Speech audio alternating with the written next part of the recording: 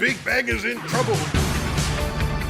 For those of you that are not familiar with Dr. Lisle, Dr. Lisle graduated summa cum laude from Ohio Wesleyan University, where he double majored in physics and astronomy and minored in mathematics, finally earning a master's degree and PhD in astrophysics. Contrast that with Mr. Neil deGrasse Tyson. He majored in physics at Harvard and earned a master's degree in astronomy. Very similar. So the James Webb Space Telescope was launched into space. Yes, flat earthers, space is real, and we can launch rockets into space. That's a thing, okay? So James Webb on Christmas of 21 goes into space. From a tropical rainforest to the edge of time itself, James Webb begins a voyage back to the birth of the universe. On January 21st of 2022, before any data came in, Dr. Lisle risks it all, in my opinion. He publishes a prediction related to what he thought the James Webb would see. Rather than galaxies just starting to form, I expect to see fully formed, fully designed galaxies at unprecedented distances. This will force secular astronomers to adjust their estimates of when the earliest galaxies formed, pushing them much closer to the supposed Big Bang. So instead of going, hey, maybe the Big Bang's wrong, they're like, The Big Bang is not in trouble. Right. I'm just saying, it's not in trouble. he not only made the prediction of what they would find, you predicted how the scientific community would respond to this. We might see headlines like, Webb discovers that galaxies formed much earlier than previously thought. Okay, Lisle predicts what they would find and how they would respond. A year later, January 12th, 2023, this is from space.com. The first galaxies may have formed much earlier than we thought, James Webb Space Telescope reveals. Let's compare that to what Dr. Lisle said. Webb discovers that galaxies formed much earlier than previously thought. Is this a plagiarism? Did they take this from you? That's January of 2023. A month later, February of 23, the next one, Webb telescope finds evidence of massive galaxies that defy theories of the early universe. April of 2024, so we got another year later, James Webb Space Telescope discovers some early universe galaxies grew up surprisingly fast. This means we will have to adjust our views on early galaxy evolution. May of 2024, James Webb discovers earliest galaxy in the known universe, and it's shockingly big. This is June of this year. NASA's Webb finds spiral galaxies formed earlier than ever imagined. Not earlier than ever imagined by Dr. Lisle.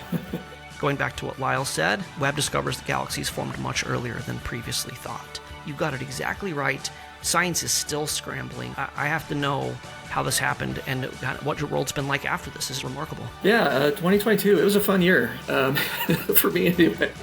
Because I thought, I need to make some prediction, because the secularists, I knew what they were predicting.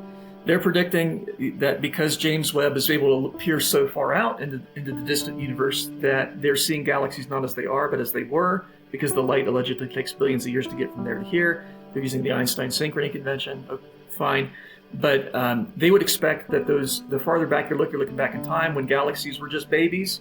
In the secular view, galaxies form as individual stars collect, and those galaxies through mergers grow in mass and grow in size and get bigger and bigger over time. Therefore, they would expect the farthest galaxies, ergo the youngest galaxies, would be babies. They would be irregular, clumpy, and very small, very low mass. And I don't believe that. Because when I read Genesis, God spoke the stars into existence. God created them.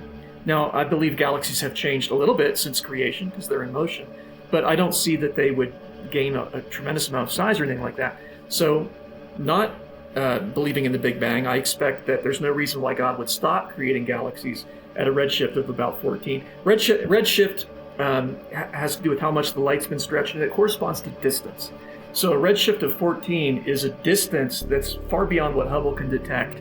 And at that distance, they were expecting that you really shouldn't see any galaxies beyond a redshift of 14. And I figured, why would God stop making galaxies at redshift 14? That's all based on Big Bang assumptions, which I reject. So there's no reason to think that God would stop there. I figured the galaxies keep going on out, perhaps even beyond the limits of the James Webb Space Telescope itself. So I predicted on the basis of biblical creation, because I reject the Big Bang, because I reject the idea that we're looking back in time necessarily. And for that reason, I expected the galaxies would continue, and they would be fully formed, because I don't believe that baby galaxies grow into adult galaxies. God made Adam and Eve as adults. He made the first galaxies as adults, and galaxies don't reproduce as far as we know. So they're all the same way that they would have looked since creation, other than little changes that have taken place in the last few thousand years. So I expected that the galaxies, it's really two predictions that we're talking about here. I predicted that the galaxies would be farther out than the Big Bang advocates expected, because they expect that you're looking back to a time where there were no galaxies. And so the galaxies ought to stop at a redshift of about 14. Whereas I predicted they would go, they would continue way beyond redshift of 14, and they'd be massive. Because I predicted that in the article, that they'd be fully formed galaxies, indicating massive galaxies, spiral galaxies even.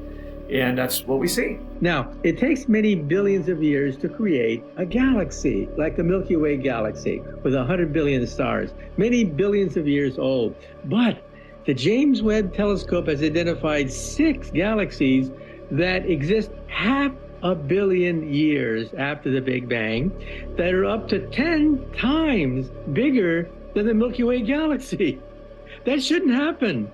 There should not be primordial galaxies that are bigger than the Milky Way galaxy that are only 500 million years old. Something is wrong. We may have to revise our theory of the creation of the universe. So it's on the basis of biblical creation, my expectation that we're not really looking back in time using the biblical definition of synchrony conventions, and therefore we should expect to see massive galaxies. And the neat thing is, the Bible not only tells me about the universe, it tells me about human nature. And for that reason, I was able to predict how human beings would respond when their cherished cow of the Big Bang was challenged by data. That's the Big Bang model. It is true. There's no point in doubting the Big Bang model, okay? We don't let people up here on stage if they doubt that part of the Big Bang model. You don't give up your idol. You come up with rescuing devices to explain away the data. But you made another prediction. Furthermore, I expect the signal of some heavy elements in these galaxies. That is, I don't expect to see evidence of genuine population 3 stars. Population 3 stars, for those that don't know, are fairy tale stars. They should be there if the Big Bang was true, but they're likely not there. Since I reject the Big Bang as the cause of the 3 last elements, I have no reason to believe that the universe was not created with some heavy elements already in it. So I expect lots of population 2 stars with low quantities of heavy elements, but not 0. Look at this. Using James Webb Space Telescope's powerful near-infrared spectrograph, a team detected carbon in an ancient galaxy. Dr. Lisle, you did it again. Why shouldn't that carbon be there? Yeah, so again, in the second review, the Big Bang is supposed to make hydrogen, helium, a little bit of lithium. That's it. If the only elements that exist are hydrogen, helium, and a little bit of lithium, what should the first stars be made of? Hydrogen, helium, a little bit of lithium. Yeah. And so the first galaxies, which are made of those first stars, should have only hydrogen, helium, a little bit of lithium. They should not have the heavier elements like carbon or oxygen. But I reject the idea that all heavy elements were made that way, because I know the Earth wasn't. The Earth wasn't made in a supernova. In the beginning, God created the heaven and the earth was without form and void, and darkness was upon the face of the deep. Because it existed before the stars. So I expected that the farthest galaxies they see should have heavy elements, things like carbon, oxygen, and so they've now confirmed that. There are galaxies that are out at a redshift beyond 8, which puts them within 0.6 billion years of the Big Bang. If the Big Bang were true, they should have virtually no heavy elements at all, but there they are. Yeah. And some of these studies have found that their metallicity, the percentage of carbon, is comparable to similar-sized galaxies nearby.